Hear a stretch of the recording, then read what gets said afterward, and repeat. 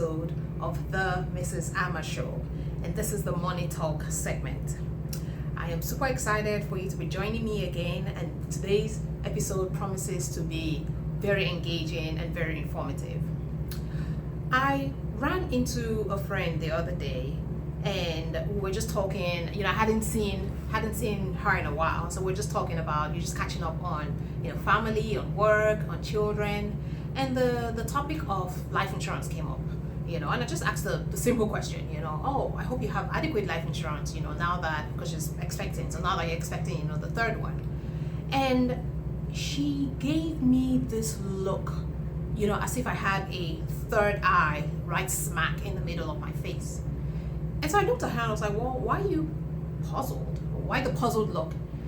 And the truth is, she told me that she has no idea if they've got life insurance. She has no idea what the total, income coming in is. She has no idea. She's got no visibility over the finances and the home. I was baffled, to say the least. But it spurred me on to do today's webisode on marriages and finances. And the topic really is, do marriages and finances go together?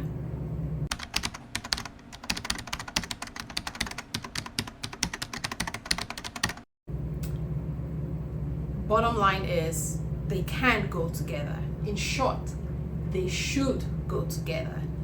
Budgeting and finances is at the center of a marriage. Let's face it.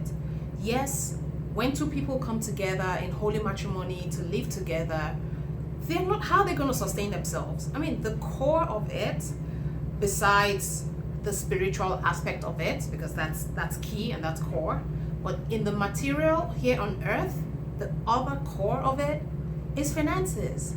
So if two people who have come together in holy matrimony and living together as husband and wife, if they cannot discuss finances or get their finances together or work together to build up their finances, then there's a problem. I don't see how there's ever going to be satisfaction in that marriage. I don't see how there's ever going to be trust in that marriage. It could lead to all manner of resentful statements or resentment, from one spouse to the other or between the spouses. Granted, no two spouses are alike. In any marriage that I've come across, including mine, one tends to be the saver and one tends to be the spender along a broad spectrum. So some marriages have one spouse who's a real spender and just tends to disregard the budget and just goes out there and spends the money. Others tend to rein it in a bit, more to the middle. Yes, they spend, but they don't really splurge. And then one tends to be the saver, all the way on the other end of the spectrum, where you save to the point where you're not even having fun anymore. And then others tend to be a saver, but knows when to have fun, knows when to include fun stuff in the budget. Too many times, money issues come up in a marriage, and a lot of it, I would say majority of the rifts or the arguments that spouses face in a marriage centers on money issues. And it could be a variety. There's tons. It could be a variety. I'm just going to give you 4 here. One spouse just feels left out from finance decisions in the home. One spouse totally has no clue what the other spouse earns or spends. One spouse feels oppressed, especially if the other spouse is a higher income earning spouse, either feels oppressed by the other spouse or feels disregarded by this higher income earning spouse, or both spouses have divergent goals and aspirations for the family. The truth is, this need not be. A family or spouse or a couple that come together to work together as a couple in building the family's finances should not have these problems, or should have these problems to a minimum degree. A couple should come together and have a budget. And on that budget, budgets, I'm a strong advocate of budgets. You're gonna hear me bring up budgets probably in almost every or nearly every finance vlog that I do, because it's crucial. Budgets are a great tool of itemizing your total income, and that this is both of you now working together. So what is the total income that comes in from salaries to bonuses to commissions or to interest income on investments, just whatever it is, so you have a section on total income. Then at the bottom you've got a section on expenses, and that expense category can be broken up into two subcategories. You've got your fixed expense categories, and items like your rent, your mortgage, car payments, these are all fixed. In other words, every month a fixed amount, the same fixed amount goes out every month. So throw those in that fixed expense category. And then underneath it, you've got what we call your variable expense category. And these are items or expenses that vary from month to month. So there's no fixed. So for example, your entertainment expenses or your vacation expenses or your even your feeding allowance, your groceries expenses. They all vary. It just depends on what exactly is going on in the family. If you've got any visitors visiting, then your grocery bill all of a sudden will expand, versus if it's just you and your spouse and maybe your children, then your grocery bill reduces.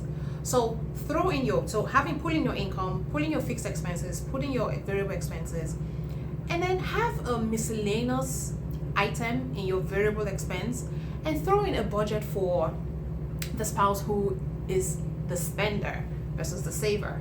For that spouse to take that budgeted amount and do whatever he or she wants to do with it, so the spouse does not feel stifled. It is important that spouses don't feel stifled in a marriage. That's not what a marriage is about. You don't go into a marriage to feel trapped or stifled or feel you can't make decisions. No, it should be you guys should work together, have that miscellaneous budget, and let the spender just go do whatever he or she needs to do with it, and just have fun.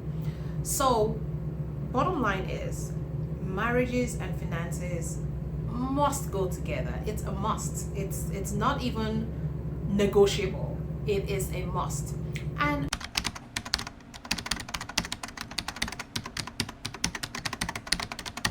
when that happens, when the couple come together and decide to work together as a team, it really helps. And it also goes the same for budgeting and finances, because when couples fight over money matters or when they argue over money matters, the bottom line is they end up forgetting to do more important things to secure their family's future. For example, if I went out there and polled a group of 100 couples and asked them, do you have life insurance in place to protect your family? If you do have it, do you have adequate life insurance in place to protect your family? What kind of life insurance do you have in place? Do you have a will?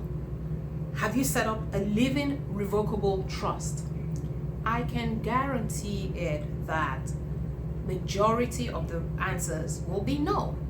And that's because they spend way too much time arguing on money matters that need not be. So, viewers, join me in this bandwagon.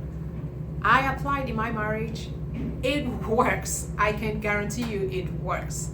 I've seen way too many marriages fall apart just really due to some silly finance mistakes that were made. So this need not be. It works. I guarantee you. So come together, work together, have a budget, have transparency. Spouses, nothing should be, no kind of finance or financial, issue items should be hidden from the other spouse. There should be full transparency, and there should be a budget. And once there's a budget, everyone feels happy because everyone is on the same page. The family can then plan together, have goals and aspirations that are convergent because you plan together. Later, in a later vlog post, I will be talking more on specific issues regarding planning for the family. So on life insurance, on having wills, and leaving revocable trusts, on investing in the stock market, on real estate investing, and just things like that that can empower us to go out there and start to build financial wealth, but while working together in a marriage. Okay, thank you for watching this week's webisode. I hope that I have provided some useful tips. We just need to work at it. We need to give it energy, but building or the path to financial stability or financial wealth takes work. It takes work, it takes energy, it takes dedication, and we can do it. We just need to put ourselves into it. So until the next webisode, I say go out there, give it your 110%, and you stay well.